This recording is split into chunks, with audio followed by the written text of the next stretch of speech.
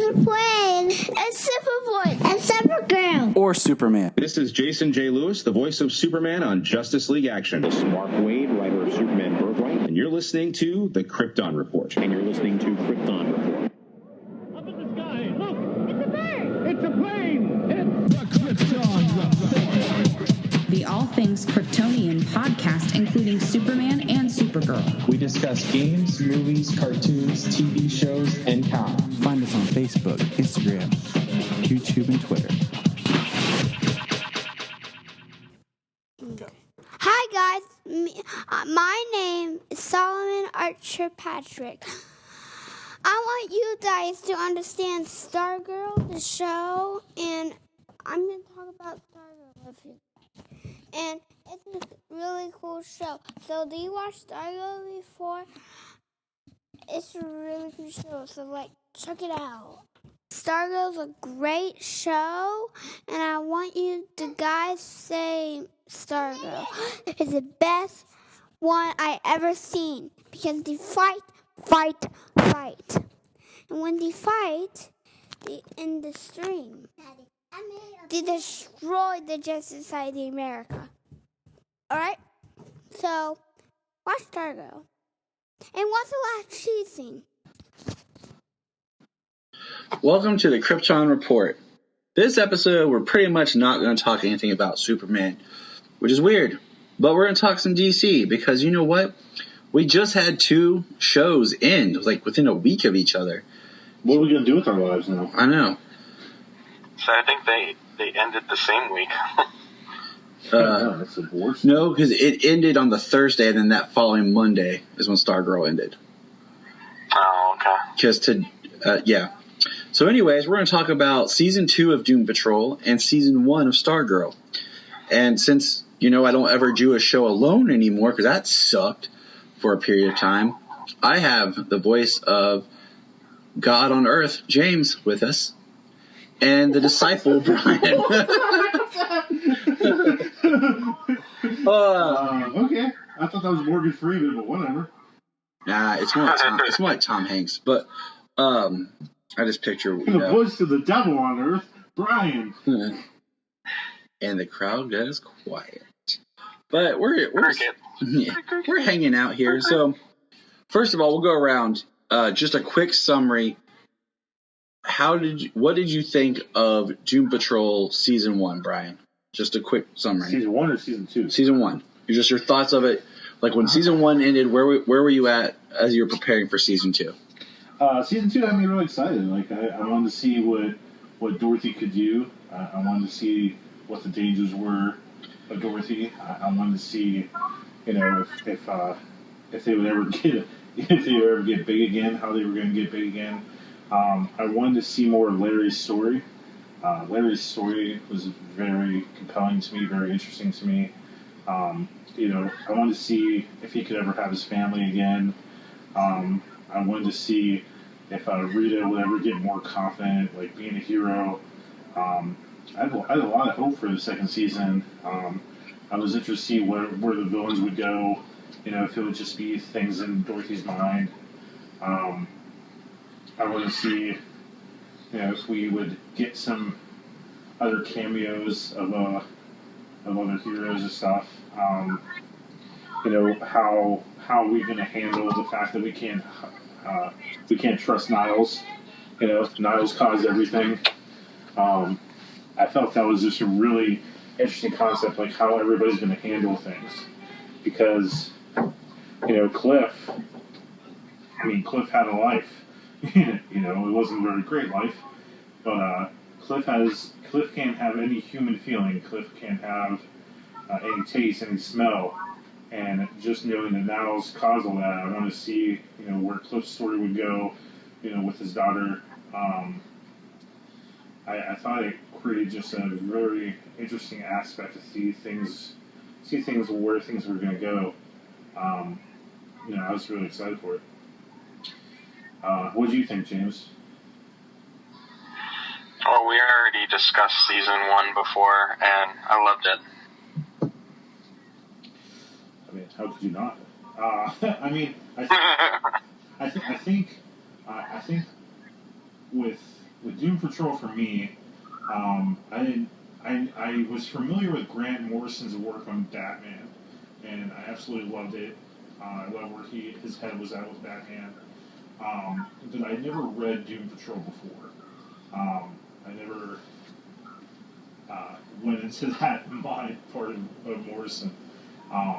But watching that show and just seeing just all this craziness just kind of come together, I was just really, really excited. So, Tyler had to step away for a second. So, not sure where he want to go next. Let's check the face. Okay, so Doom Patrol Season 2.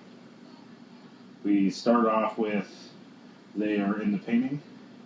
Larry's making them pancakes with extreme attention to detail to getting the size right and making sure that they can actually eat it. I thought that was a pretty cool concept. But you see those that tiny pancakes for them were still huge. they still were. They were still massive pancakes for those little people. It was awesome.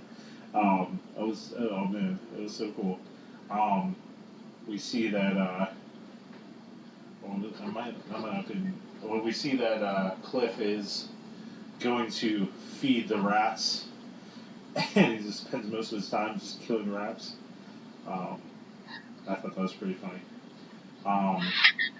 Kind of seemed like he was more or less interested in like beating the rats up, just like wailing on them until he got really upset with the chief, and then he came back wearing the rat skin.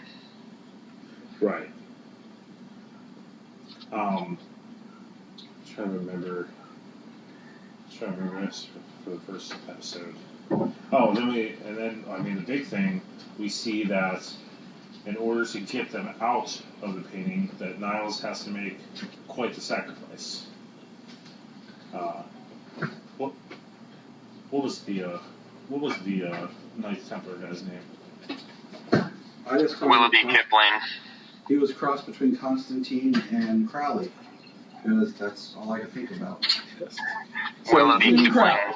He talks to Constantine, more drunken Constantine, and he gives up his pendant that essentially gives him immortality. And it was a longevity charm. And then we get to meet Dorothy. So what were your thoughts on Dorothy? Just first impression. In season 1? Keeps expanding. Like, I don't even like in Game of Thrones, where I feel like everything just kept expanding. You felt you got some sort of like straight story. So like with season 2, I had hoped to speed up the process of like Cliff's recovery or Rita like finding herself. So I feel like when we got into season 2,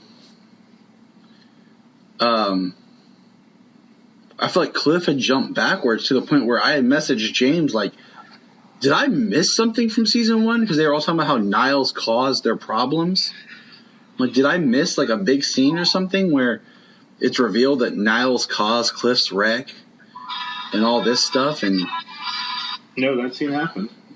So I'm like, I just was like, I feel like, did I blank out on stuff? It wasn't like I said, it wasn't like they went into a description on how he caused everybody's accident. But like, I kind of feel it was just said that he was responsible. But I kind of feel like in season 2, that's all put in the back burner once they're like, oh, Niles is going to die now. And Cliff was still pissed. But everybody else is like, yeah, okay. Like, the most interesting characters to me, because I feel like the character, like, they all had kind of growth in this season, which I liked. But some of it just felt like slowly redundant. The Sex Patrol episode was interesting, but felt almost more filler. Like, this is the story you're giving me, And the only thing I really am getting out of this episode was Dorothy being tempted to want to grow up, and Rita having more of the memory about what her mother was like, which could have been into like another episode. Other than that, like, yeah, you kind of have like Danny the Street moving on with everyone, but I'm like, I don't want to feel like I'm watching a filler episode on a series like this. I mean, it was still important for the overall story, as you know, for Danny not wanting to be her prison anymore, for Niles and Dorothy. Unfortunately, the way, jump into the end, unfortunately, the way it ends, like, on a cliffhanger, there's no payoff to that. There's no payoff to the story itself. So, like, everything that happened this season, like, it all just hit this cliffhanger, and we had no resolution to the entire season. I feel like Tyler's trying to say the same thing I'm thinking. There's no payoff to anything. Yeah. I mean, we do know that it was cut down by one episode because of COVID, and so episode 9 ends up being the end of the season. So we have to take that into consideration. It's not like where Supergirl had filmed a little bit and they had used some stuff to kind of make some sort of an ending. Flash kind of did the same thing. This was just like done. Well, we get introduced to the time. Oh, gosh, what's his name? Time guy. I mean, that was cool. The villains for this one were cool. Time. Like, I felt we got more like unique villains because we had like almost like a new villain each episode, which was kind of cool. We had Dr. Time, which like we could have expanded on. We had Red Jack, which was a creepy ass character and really interesting character. Yeah, I thought he was awesome. Like, so not as creepy as the one character in season 1 when they were in the underground in Jane's mind. Which one are you referring to? The one that was creepy. Oh, okay. Looked like it was like, I can't remember. I don't even have a name. It just looked like a creepy creature. Fair enough. I'm not sure which personality you mean. It wasn't a personality. It was like something else that was down there. It has to be. Well, it was in that episode. It was like covered in like a black cloth, like nail like claws. As her and Cliff were running around. Ah, crap! I'll find it later. Well, I think. Well, how season 2 ended, it could have been that. How season 2 ended was just Dorothy like, I'm gonna fight, and scene. It's like the way the Woody's Roundup ended. Okay, Woody and Bullseye were. Like this a Toy Story. Yes. They were going off to save everyone, and the series was canceled. So no one ever knew if everyone got saved. Okay? And I mean, I give it a pass just because of, like I said, like, we know they got a cut short. Because I even said to you guys, like, man, I don't know if I'll be able to wrap stuff up. And you know what? I'm probably people probably knew that they were going to have a season 3. And that's what I'm hoping we'll find out, and then like it'll be one of those where the first episode will be what episode 10 should it be, and then the second episode will have like a timestamp. Even Titans, like they muddied up that episode weirdly, but anyways. Yeah. Okay. Like when she walks away from her father and she's automatically a year older. Yep.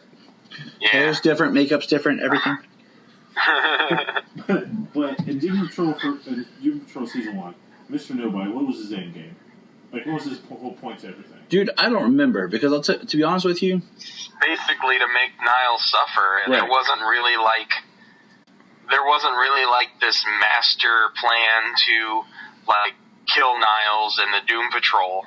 It was basically to make Niles suffer and kind of just be this bad guy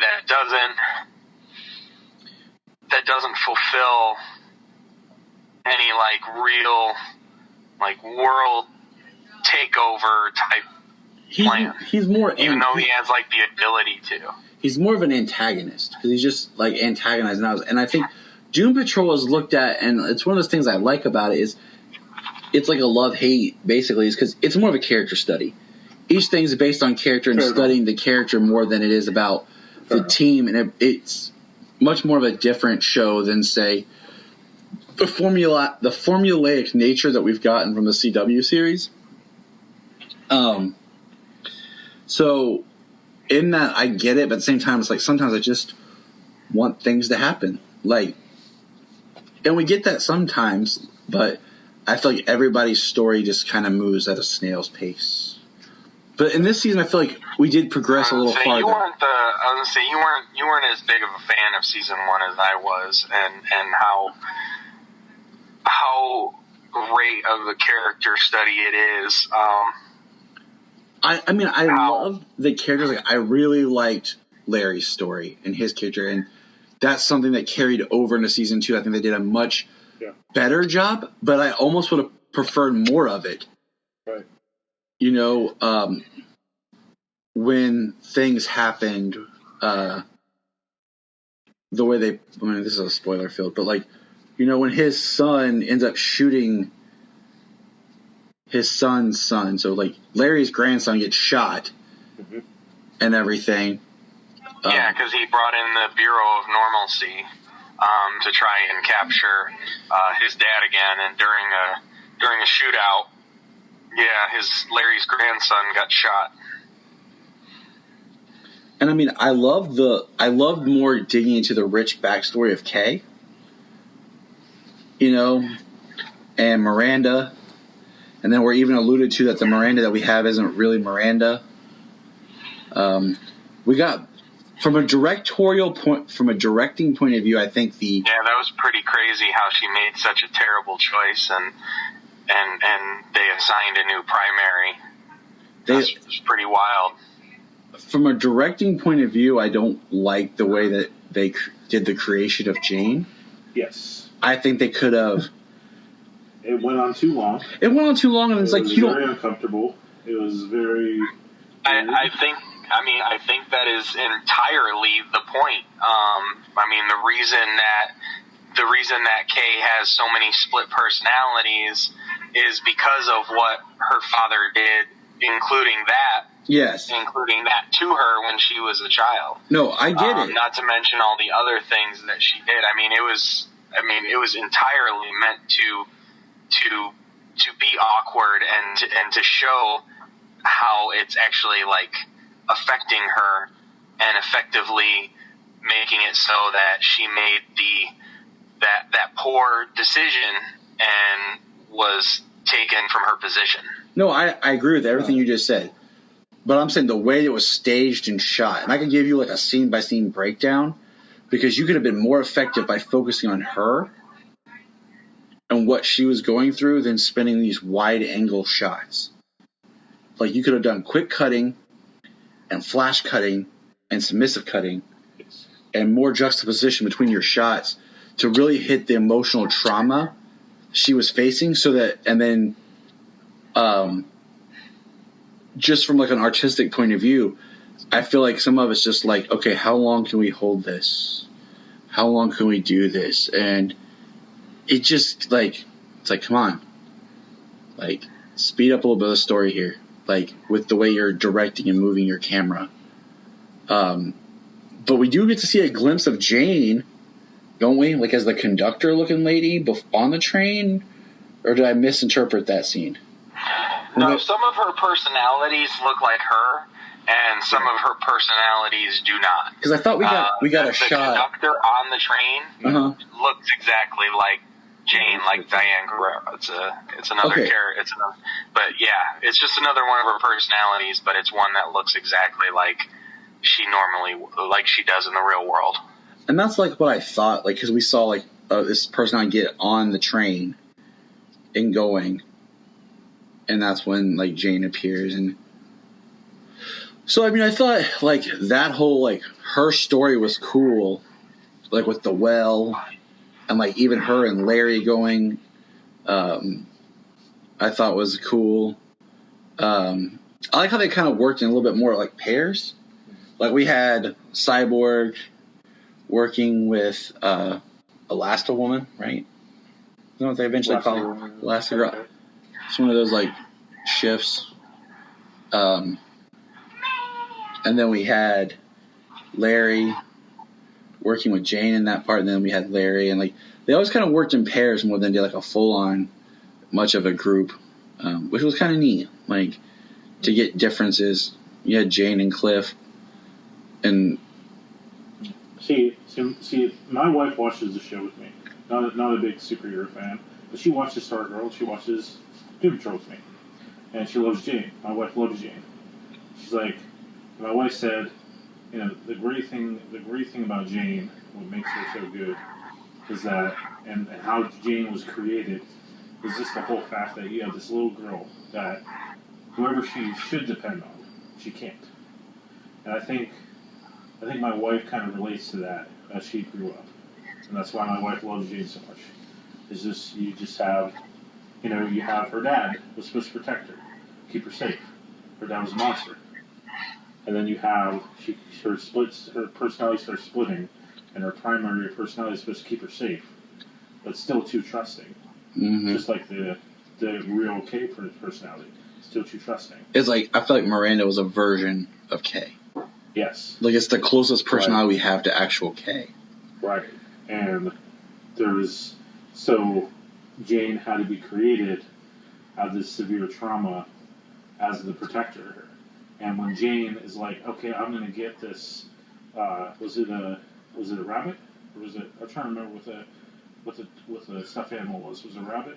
It was a rabbit. Yeah. Rabbit. And Henry. I was like, I got to get this. And Miranda's like, I know what the kid needs. But Jane had to prove herself that, because she was created out of necessity to protect, mm-hmm. to protect Miranda, to protect all the personalities. And Jane had to prove herself at that point that she was worthy of everything, that she can protect herself. And I think that that's just a great story for women, for young people, just period. That I just wonder how Jane is going to get out of the well and take back the underground. No clue, but I'm very intrigued to see it. I want to see a really cool scene of like showing Diane Guerrero's like talent where she's like fighting or doing something like on the physical world, mm-hmm. and all of a sudden like she's just instantaneously shifting because they're all trying to come up. Like the underground's fighting, so they're all popping up, and she's just like into like everything. Like it would be awesome to watch. Just but Cliff I liked in this season, but at times he was a little annoying just because I felt like he regressed more. Yes. I was a little heartbroken when like he goes to talk to Dr. Stone and he's like just basically like riffs him down like, I can't even help you. Like what Niles did to you was like slaughter and everything, and he's like, wow, like can't help him at all. And I'm like, man, like that's just like heartless. Like this is like the most heartless Dr. Stone. He refuses to take part in the perversion that Niles' science and magic and everything that he's involved in. Mm-hmm. Well, didn't Silas say, like, if I would have had your body, from the get-go, I could have made you into something even better than my son. Did he say something like that? He's talking about how he had, like, tissue and everything, too, to work with when he made Victor. Yeah. Like, anymore, all Cliff is like a brain. It's just a brain inside a robot. And I was intrigued by, okay, are we gonna get Cliff to a robot built in the 80s and 90s, not a cyborg built in the 2010s. Yeah, solely. He's like the Tin Man. Like he's like the Tin Man. I think it'd be awesome, like if they did season 3 where Cliff is on this like trajectory. Let's bring in Dr. Magnus. Let's bring in Dr. Morrow. Like Cliff is like seeking out these other, metallurgists, scientists, robot people. Like, that would be very interesting to see. Like, who the heck can really help me? Yeah. I'll tell you what, I've really come to appreciate Timothy Dalton more as an actor. Watching this, and then the other day I watched The Rocketeer. I'm like, dang, Timothy Dalton, I'm so sorry I've not appreciated you. So, from what I've heard recently, Robot Man has actually had multiple bodies. So, the fact that he was blown to pieces, by Candlemaker's Jesus,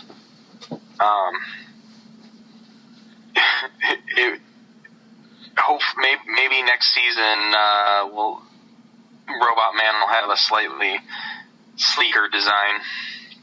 Yeah, that's what I thought we were going to get. Like, I thought maybe at the end of the season, well, like Cliff would have some. I did not expect it. I did not expect. I didn't expect it, bodies this season. But once for sure. Progress to it. But once again, could have been some sort of reveal of something.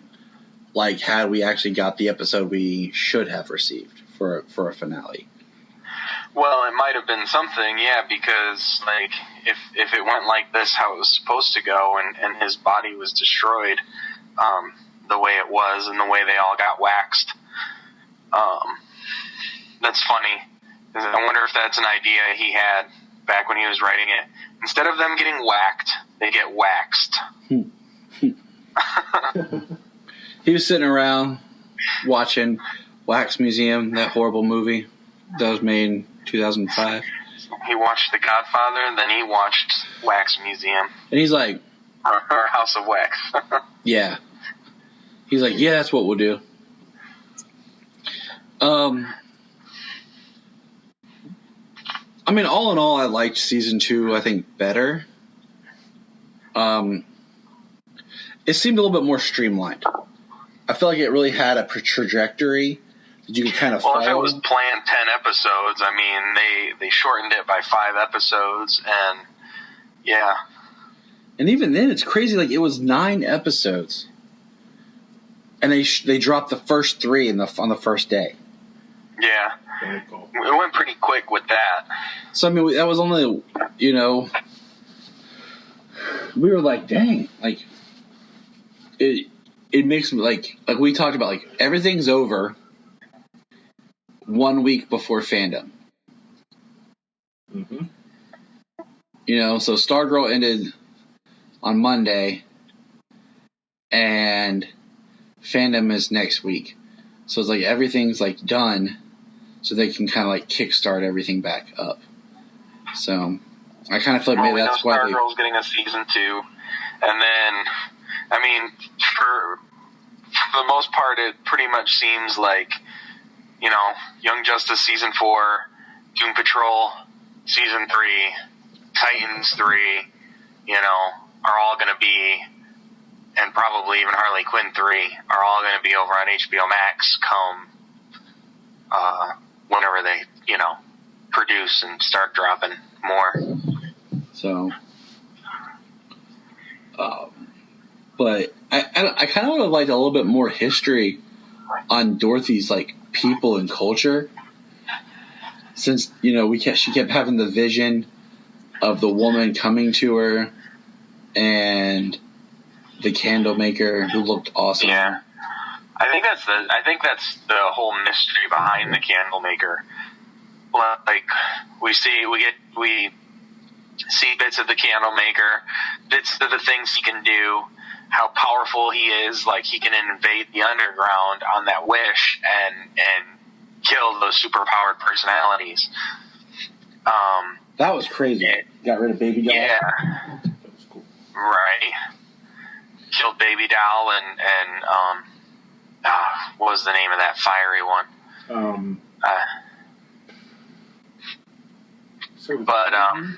Katie? I know we lost. Oh, you know what? It could be Katie.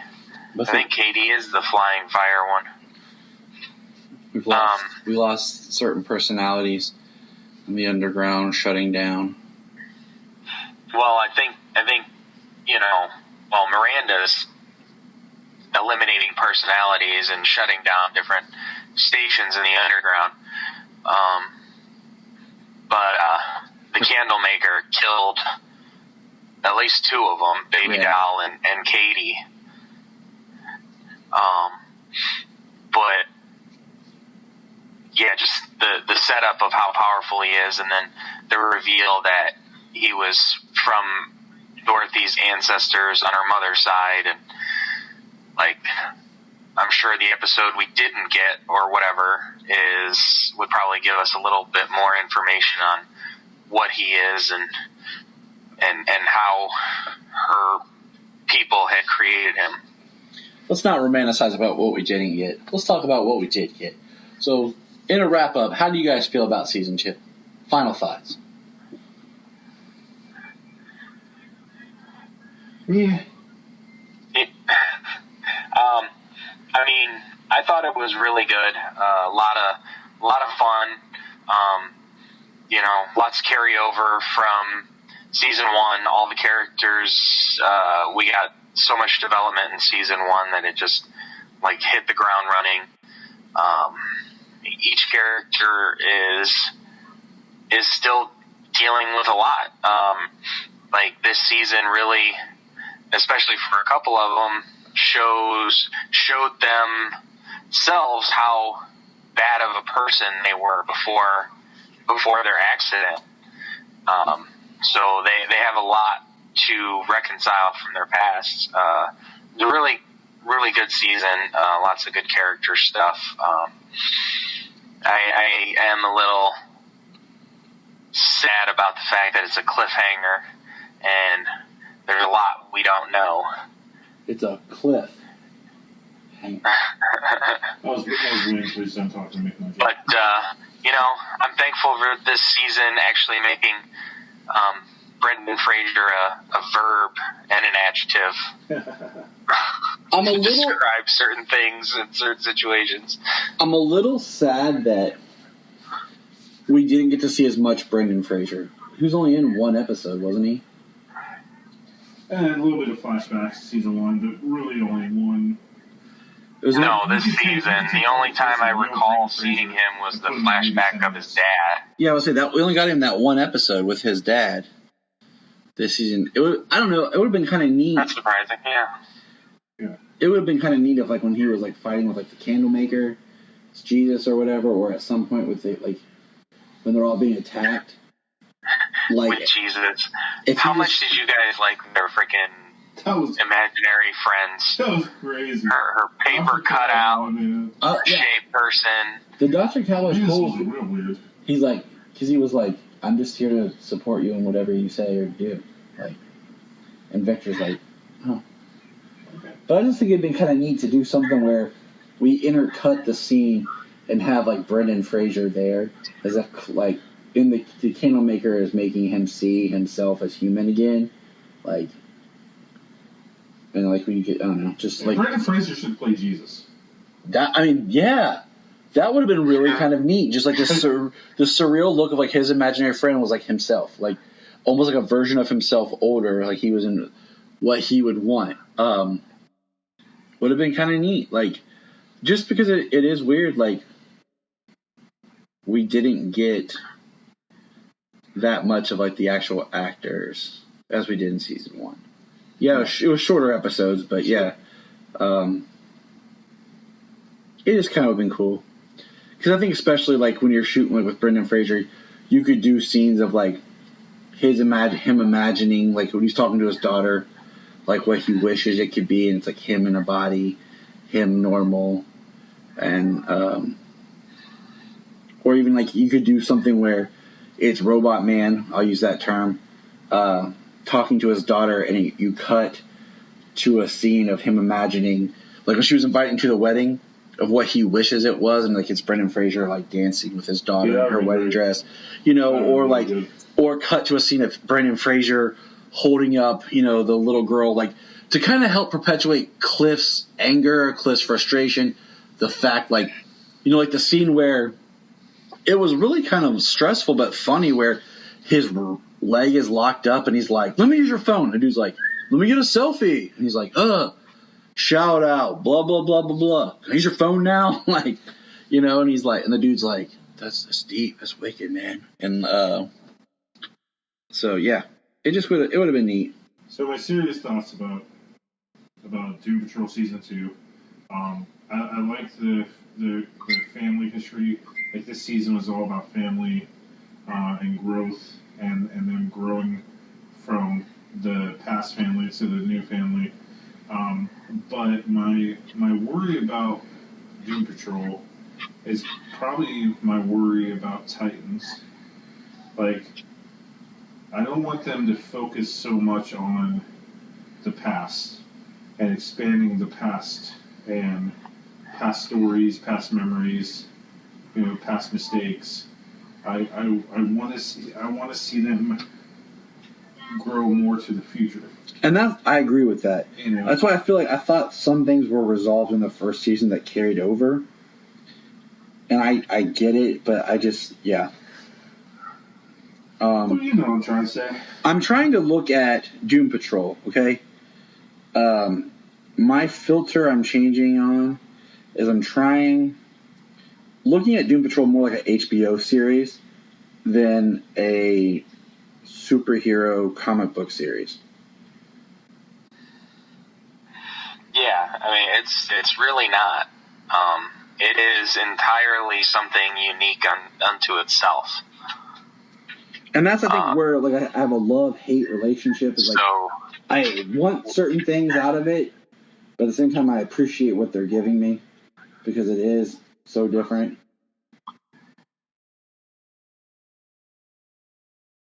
So it's, talking about like being better moving forward. Like they're not these characters who made a mistake, learned from it, and got better. You know what I mean? They were pretty much. I mean, they weren't bad people, but they weren't good people either. They were self-absorbed. And yeah, they were very self-absorbed, and they made a lot of mistakes, and they hurt everybody around them with their actions. So to be good people, to be better people, they have to confront all of the pain that they've caused in the past. So, I mean, that's the story is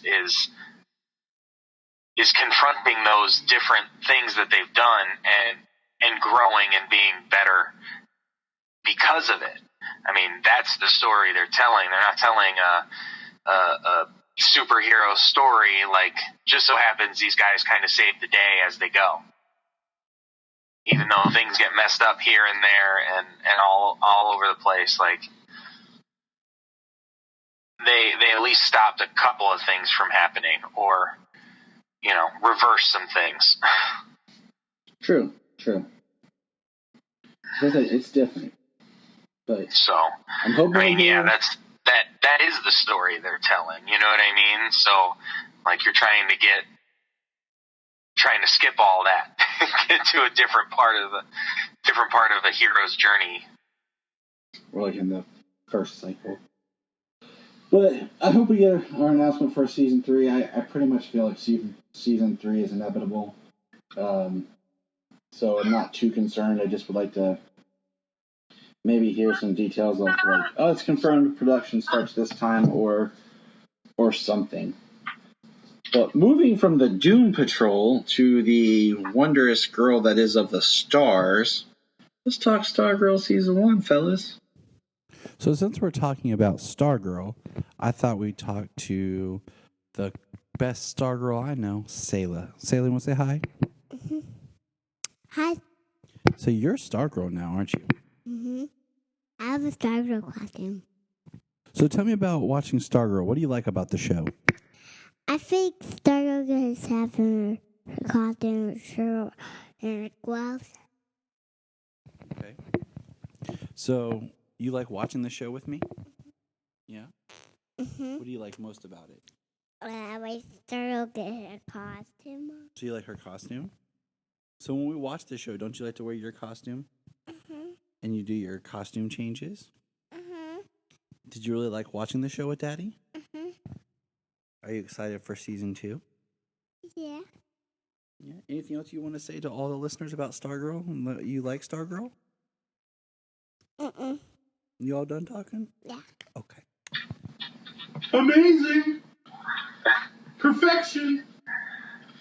If I were to look at, like, I posed this to you guys the other day, like, just looking at all the DC shows, starting with Arrow, you know, not Smallville, because that was like its own self-contained universe pre the explosion of comic books. So starting with Arrow and going to every DC show and just looking at their first season, Stargirl is my favorite. Like, I've rewatched this season already. And before Stargirl, I would have said The Flash, but Yes, but see, I wanted to say The Flash. Like, The Flash is my number 2, and Flash is my number 2 because Flash had filler.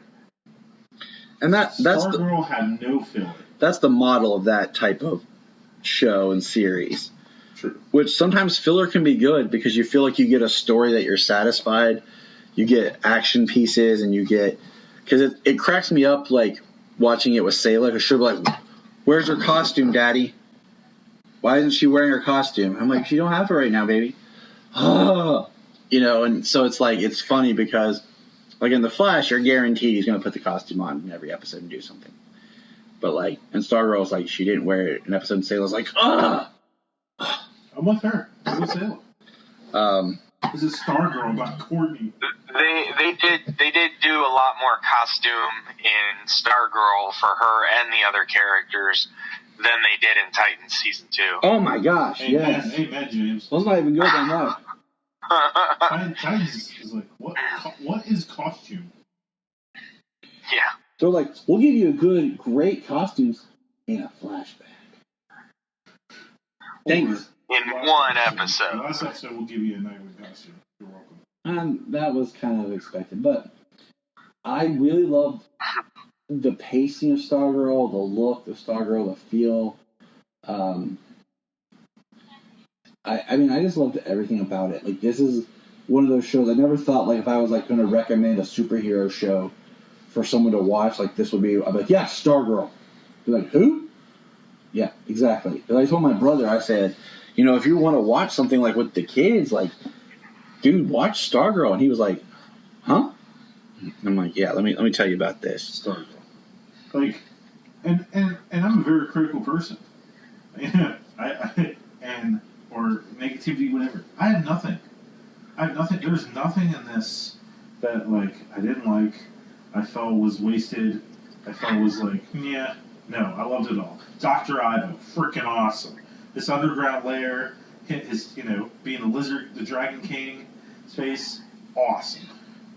And how he treats his daughter, you know, the whole Shiv thing, awesome. Solomon Grundy, you know, even, you know. That was awesome. Like, awesome. It was done well. It wasn't too cheesy. All the villains were done amazing. Their motives were amazing. Okay, my wife made a Cerebro joke. You know, at the end of the day. My thing is, Brainwave and Cerebro, yeah. My thing is, I told you, like, and Cheeto, like, you got to think how long comics have been around, and how many people back in the '60s would create an idea, do it over at Marvel, take that same idea, go work for DC, and do the same thing, just retweak it. Thanos, Darkseid, Man-Thing, Swamp Thing. Yep. You know, Namor, Aquaman. I mean, it just back and forth. You know, Deathstroke, Deadpool, like, it goes on and on. I feel it. So I mean, like, you just run into, I mean, it's just, the X-Men ripped off Doom Patrol. No, they didn't. Yeah, Doom Patrol was printed before. Some people like to say Doom Patrol is a rip-off of Fantastic Four too. So, I mean, even though Doom Patrol and X-Men are kind of closer related, some similarities are there between Fantastic Four and Doom Patrol.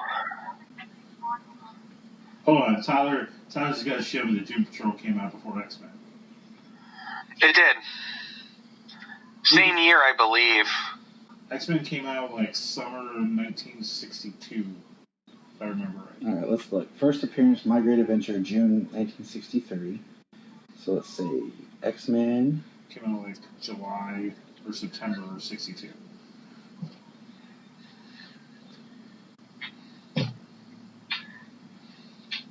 X-Men #1, September 63. Doom Patrol came out first. Doom Patrol dropped a few months But that wasn't before. Doom Patrol like it is today. It still had the Chief in a wheelchair with his Robot Man with his misfits and outcasts of heroes that nobody wanted. It's comics, man. Everybody rips off everybody. Like, and sometimes, and I mean, the biggest thing is I think in that case, like, I think sometimes it's an idea that just exists in the zeitgeist. Persecution, outlaws. Okay. But when X-Men started, it was really good. Doom Patrol, and yeah, I mean, and then X-Men went downhill, and Chris Claremont took over. Okay. Doom Patrol's been around for the exact same amount of time. It's like I said, and it's still here too. It's just one of those things where everything goes back and forth. But X-Men, yes, is more widely recognized. And that's why Stargirl took Cerebro, okay? But, okay, so... You win, all right? Of course I did. I'm a protege of Phil, who knows everything when it comes to comics. So, I started rewatching. I have notes downstairs. Thank you, Google. But I started rewatching Stargirl from the beginning with Sayla. And here's some things I picked up. First of all, you know, it opens on Christmas, the season closes on Christmas. So it's bookended beautifully. Like, if this was the one season we got, it would suck, but you could look at it like, okay, I'm good. Like, it's bookended beautifully. Like, it's perfect. It's perfection. But here's things I noticed. When we first meet teenage Courtney, she's listening to Hanson's Bop acoustically, yes, but it's the more recent recording of the older as Hanson is now. Compared to when the series closes, it's Hanson's Bop as it was recorded back in the 90s. Yeah, it's the original 90s version. Look at you. But here's some of the cool stuff I noticed is Courtney's walking around Blue Valley and sees a dad and a daughter having dinner together. It's the same dad and the daughter that are in the last episode that Icicle walks up and talks to. Yes. When she says something's wrong with my daddy and is like freaking out. My dad's already a good person. Yes, it's the same. It's the same family. And what was funny is I had watched the pilot like 3 times, and there's stuff I had forgotten. Like, we see Shade in the first episode. Yeah, we do. You know, so, you know, he attacks and he pulls, we see his, like... Dr. Midnight. Yeah, Dr. Midnight, he pulls him back. Hourman gets punched down. So you can kind of assume that Hourman escapes out the back to go get his wife, and then Grundy, you know, gets him. Yeah, I need to watch that opening scene. Yeah, but Shade was definitely there. And, like, I forgot, we saw Sandman. We saw Wesley Dobbs on the stairs. Yep, Sandman was there. So I don't remember seeing Green Lantern. No, you don't see Green Lantern. You see what do you call it? Flash's helmet. Yeah, now you do have to think this is a new post-crisis Earth 2. Oh, we gotta see JJ. So it makes me wonder what they're trying to work out with that being post-crisis Earth 2. But yeah, we got teased Shade right there from the beginning. Mm-hmm. And I think it was cool, like, he got revealed to us at the end of the season. And you're like, oh yeah, we forgot he was there. Except for those little, well, not little, but those glasses in the shadow of the picture. And here's something painting. I'm going to throw out there to you guys. What if Icicle that we were in this series with was actually Icicle Jr.? And his dad was the original Icicle? Because the way his parents talked to him, like, they knew and talk about it. Like, wouldn't that be an interesting, like, twist? Instead of his son being, like, Icicle Jr., like, he was Icicle Jr.? Yeah, that would be interesting. His son did have cold powers, though. Or at least we're starting to develop cold powers. And the only version of Icicle Jr. that I know is from Young Justice, and he's a bad guy, but he's also friends with Superboy. Yeah, he's more like they kind of have a love-hate relationship with each other. I mean, there was Icicle Jr. was in Smallville. They just called it was Icicle Jr. even though like they never because they referenced his father. Right. That's my first introduction to him. Yeah. Then they don't really. I think they call him like Junior like one time in like a passing. But no, like. Well, and he visits his dad in the hospital, who had his abilities. Can we all agree that Starman's a dick? Yes. Like, I mean, straight up rewatching again, I'm like, you are not like those lines that he gives could be done from a sense of compassion and like love, but it just comes off as an a-hole when he's talking to Pat, you know. And there's only a 5-year difference between Starman and Pat, right?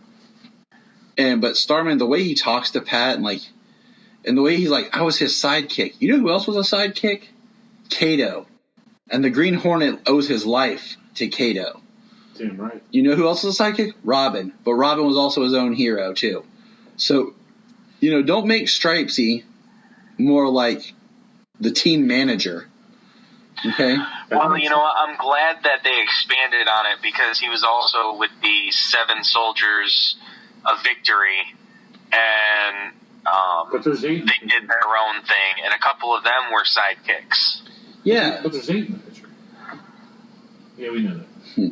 But I'm just saying, like, he just, like, was really a jerk. And I was like, man, like,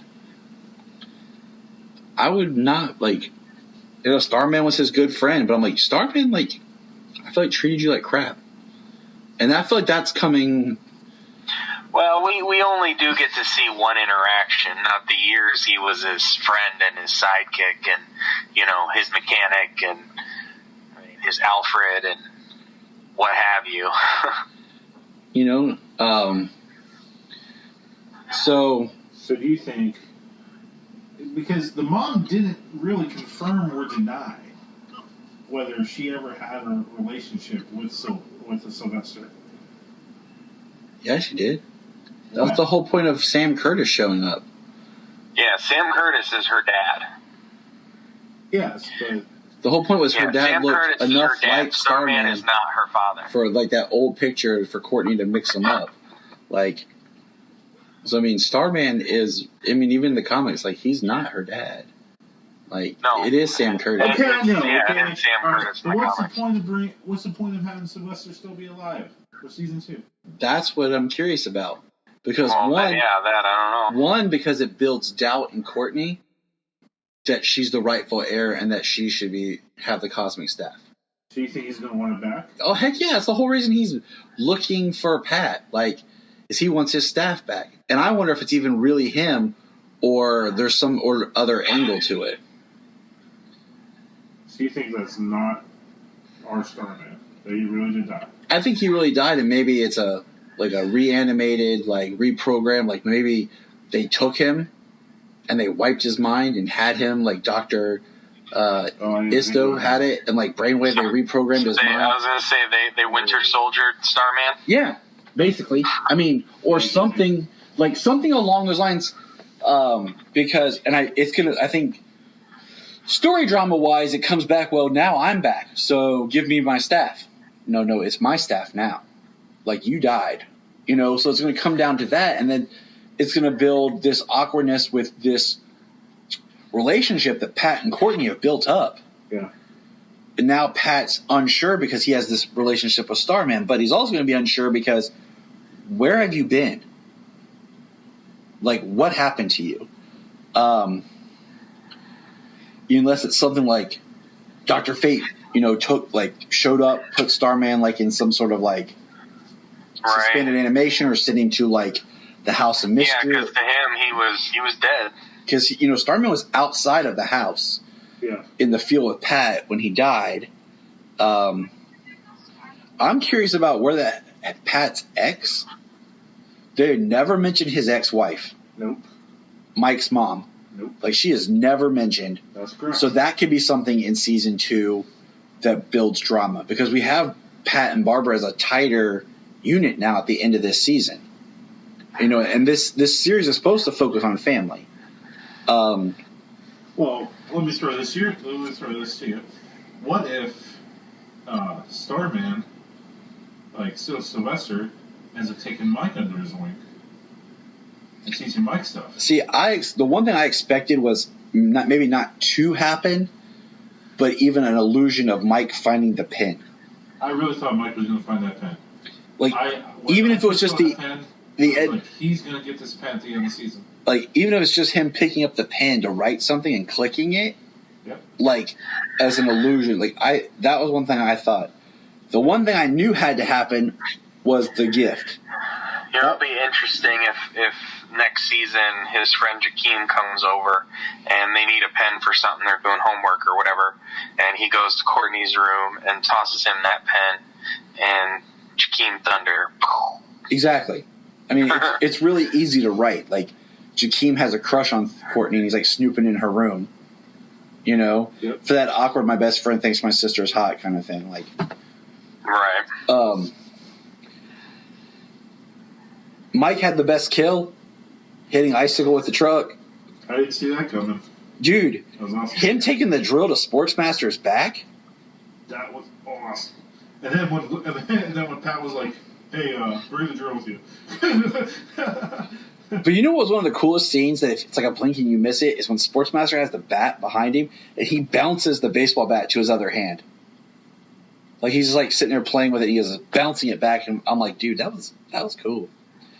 Like, Crusher, call me Crusher. Okay. He's like, see ya. Yeah. No, seriously, call me Crusher. I kind of think that the young JSA shouldn't have really stood a chance hand to hand with the likes of Sportsmaster and Tigress. Like, I don't either, but they're supposed to be some of the most skilled killers in the DC universe, and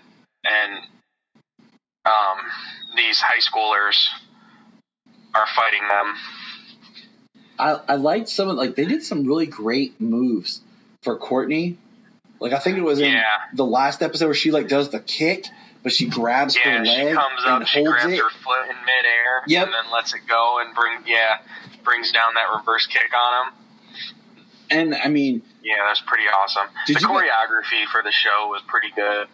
Did you guys catch that when she comes to the school? And this made me kind of wonder, by the first faculty staff member she meets is in the secretary in the office. I feel like maybe she was brainwashed already because the way she's acting and talking to Courtney. And if you notice, the American Dream Foundation is who canceled the gymnastics team.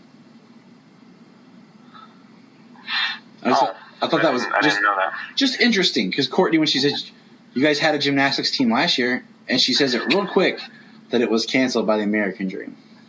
Oh. Well, you know, I mean, she's the secretary in the office. The principal of the school is the fiddler. I mean, she could just play a little music, and the secretary is controlled. Exactly. That's what I'm saying. Brainwashed, like, level 1 of creating the community, the school that they want. Right. Just a thought, you know, like, it's nothing in there, like, to really pick apart, but just a thought I had. We do meet Henry in the first episode, and he is a D-bag. I forgot, Henry, right? Or am I mixing up the two? Henry, yeah. Brainwave Jr.? Henry. Yeah. I was like, Joey, that's the good one. Joey, yes. I forgot he called Yolanda a slut in the first episode. Did Henry do it? Yeah, Henry did. He comes up to her at the lunch table and says something to her. He's like, I smell slut. Yeah. He wants to see what new pictures are in her phone, that kind of stuff. Because he grabs Courtney's phone. He's like, what's in here? Are you like her? And Courtney's like, give it back, and punches him. And I was like, yeah. I totally forgot about that, because when we get to the episode about Wildcat, this is like episode 2 or 3? 3. It's 4. Or whatever. I thought it was the Shiv chick that sent the photo out. It is. It wasn't really Henry. it makes you later. I feel like they try to cast some doubt on it. Like, was she influencing him in some way because of who she was and who he is? Yeah. I didn't really think Henry sent it out at all. But then he like asked for forgiveness at the end. Well, he's being manipulated by her. He could easily be influenced by his father into behaving a specific way. And his death was powerful. Yeah, it was. I would have liked maybe one more episode with him, just as he's unraveling. Like you said, like maybe everything in his life he realized was like his father influencing or making him do it, and he's like really unraveling more as a person because he never felt like he made his own choices. But could we just talk about the gut punch moment? Is we have a scene of Yolanda talking to Rick, and he's ready to kill Solomon Grundy. And she's like, we don't kill, it would be easy, blah, blah, blah. She's giving that kind of superhero speech. Mm-hmm. And then she fights all those sand zombie people. And then all of a sudden I got excited because, the dude pulls off the hood and it's Henry. And I'm like, yes, he didn't die. And then she realizes it's really Brainwave and just slashes his throat without hesitation. I texted you immediately. Yes, you did. I was like, yes. This is the character development we need, yes. And I mean, it is, because it shows she's cool and collected in her thoughts until her emotions took over. Yes. So, she's like being that spark towards Rick, to this, to guiding, and now she has to carry that weight. Not only did she do what she did, but she literally talked him out of doing it. The Wildcat becomes the wild card. So, yeah, I mean, she, in a sense, saves Rick from the pain that she now has and the weight that she carries. Yeah, you can see it on her already just as they're out on the bleachers in that scene outdoors. And that's going to carry over into season 2 as a great way to position her character. You know what I really want to see happen in season 2? Green Lantern. No, forget Green Lantern. Because we're not going to get Green Lantern. No, F you. We're not going to get Green Lantern. He's too big for them. We're getting a Green Lantern show. So if we get anything, it'll be off screen references, and then we'll get some sort of flashback, just stunt actor. We won't get a character. We're gonna get Diggle as a Green Lantern on that Superman show. So why can't we announce No, we're not. Probably unlikely. No, because David Ramsey's not signed anything nor even talked about coming back after Arrow's done. He's walked away done. No. So unless he comes out. Sanders, you're wrong.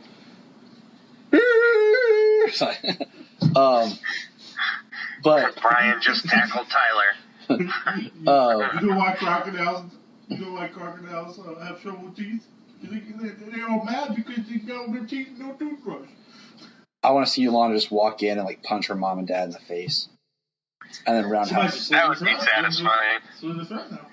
No, I mean, I just want her to be I want them to see something like Wildcat, and then her tell her parents I'm Wildcat later on after you hear them talk about how heroic blah blah blah blah blah, and then she's like, yeah, Fafanafalis. But how are we gonna fix Chuck? Yeah, I'm thinking maybe that's something that Starman could help out with. I'd be going to the old JSA headquarters and checking crap out, seeing what else is there. When Courtney was there and took all that stuff. I really liked Henry Thomas's voiceover as Chuck. It was really good. I feel like I want to see a little bit more with Beth. Yeah, man. She didn't wear her costume most of the time. She didn't wear a costume. She was growing into her character. Her parents basically don't care about her. And she's a wonderful... She's the parent to her parents. Yeah. And she's a wonderful person. You just look at she was taking care of her parents, making sure they had their lunch to go and stuff. And when she finally got a friend, it was something. It was different. She's that person that's so happy and good all the time that everyone forgets about because they forget that she has problems, to where I feel like she gets ignored. Yeah. And that's going to be kind of her angle. Is like she's going to have problems because everyone's so wrapped up in themselves that they forget about her, and now she doesn't even have her friend Chuck. That's like what she's going to have problems with. And we I was reading. We'll see if the production is shift to CW or if it's going to be on the CW. I hope it only airs on CW. I mean, I do not want the production shifted to the CW. Hell yeah, James. I mean, that would destroy the pacing. It would mess up the storytelling. It would become a new show. It would be completely different. It wouldn't be the same. In season 2. We haven't even got that far yet, but it would be like a Superboy season 2. There you go. Like even my wife was like watching Stargirl, the first episode of Stargirl. She's like, "My gosh, the quality of this is great." I mean, if they expanded it at anything more than 16 episodes, 3 more episodes. If they expanded it anything more than 16 episodes, we're in trouble.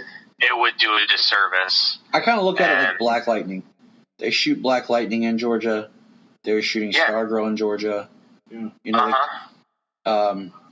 Black Lightning, has a little bit different of a production behind the scenes because it was originally being developed at Fox, and Fox passed, so the CW picked it up. That's why I think the first season stands out a little bit more than the latter seasons do, because I feel like the latter seasons were more CW-fied.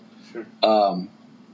So I'm really hoping that Stargirl will kind of be a little bit more like that, and they'll play in it, maybe like they'll have some more fun with the fact it's on another Earth than what we're used to seeing.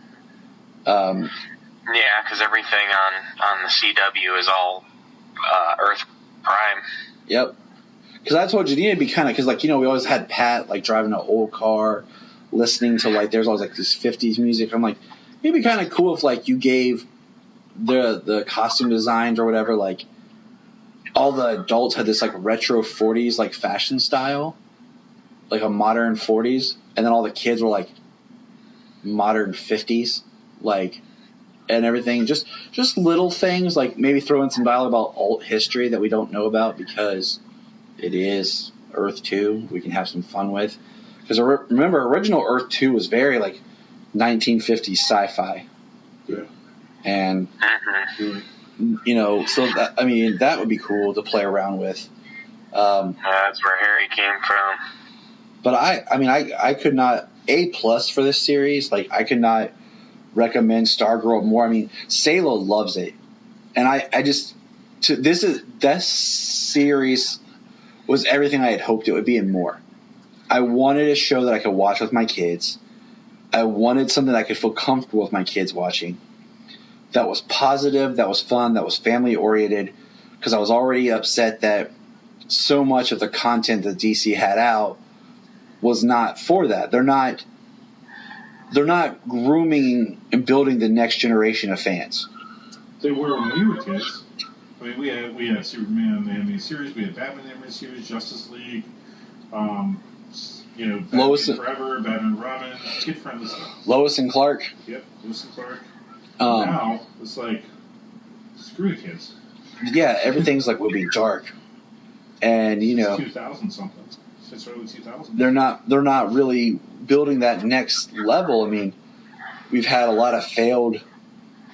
Even Young Justice season 3 proved they took it more in for the adult fans that wanted Young Justice.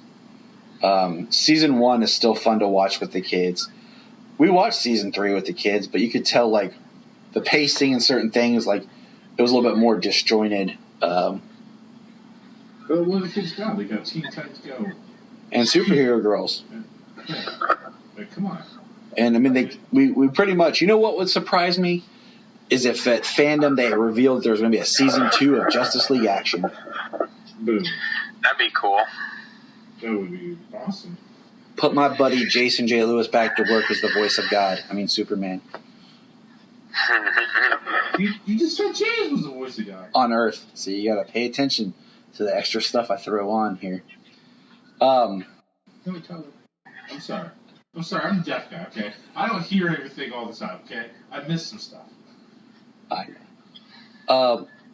But seriously, like, I say that, like, as a defender for children because, you know, this stuff meant so much to me when I was younger, and I want to share it with my kids, and I want my kids to have something where I don't have to explain things all the time or, like, cut around things or skip stuff because the content is just too much for them.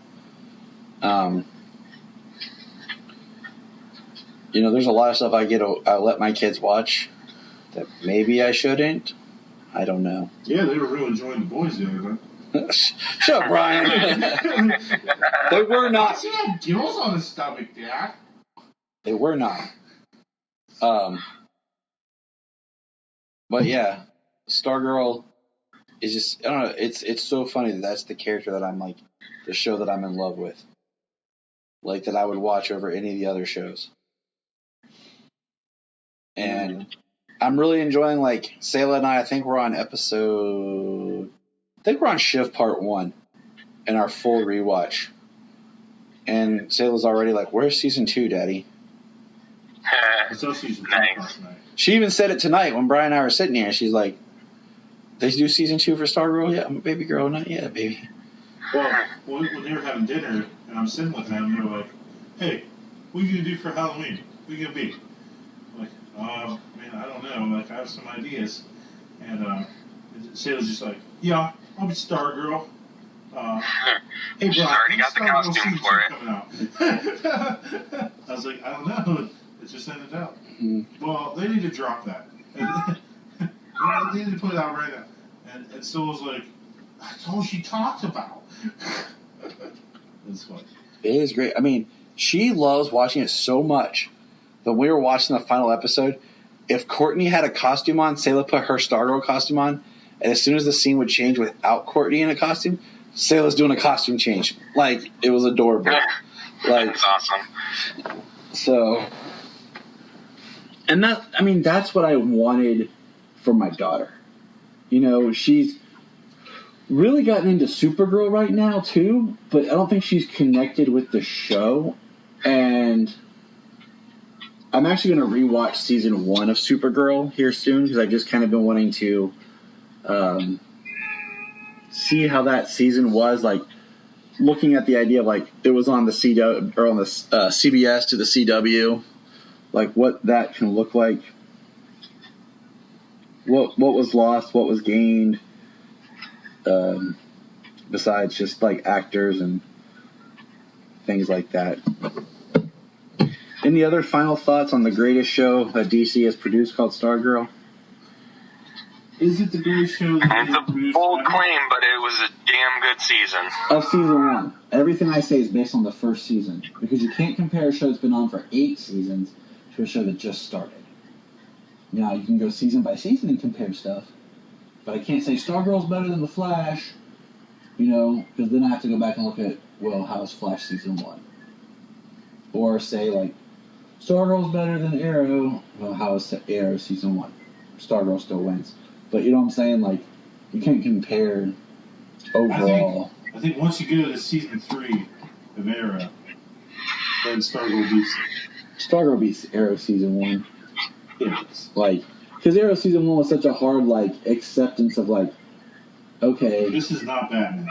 Yeah, like, you guys wanted to do Batman but couldn't, so you decided to do Green Arrow.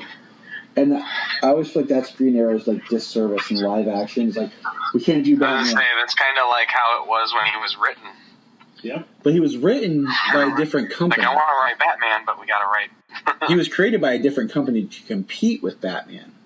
So he was, in essence, very, very, very similar because they were trying to compete with Batman.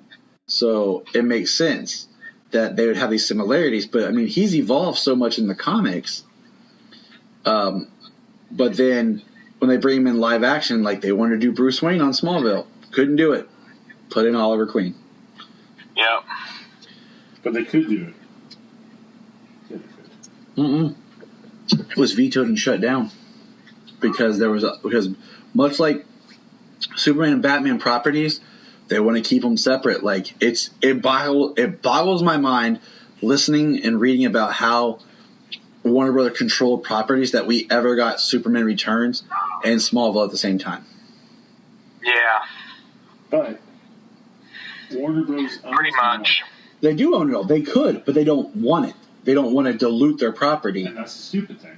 Which is, once again, like that's why they killed the Suicide Squad off on Arrow. They didn't want to have a Suicide Squad on TV and in the theaters, so they killed off every character that was attached to the Suicide Squad. That's why and they literally 4 years later, they want it all. That's but why it's different people, and they understand that we want it all, and people can handle it all. That's why, I mean, I was shocked as much as they ended up That it's using even different audiences who are watching it on TV, and some of the audiences are different when you go to like big screen and live action.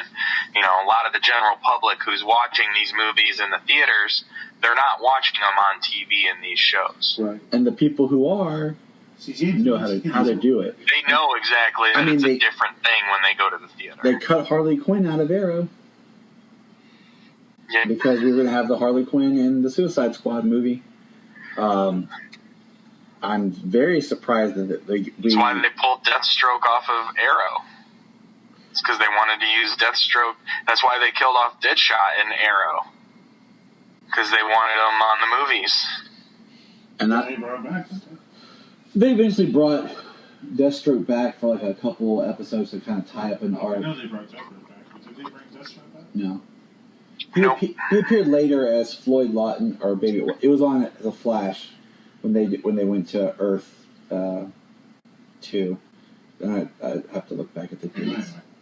But yeah, I mean, they sabotaged themselves because they didn't want stuff to carry over, and then it boggles my mind how they got away with why they wanted to put Superman in Supergirl with all the stuff that you read about.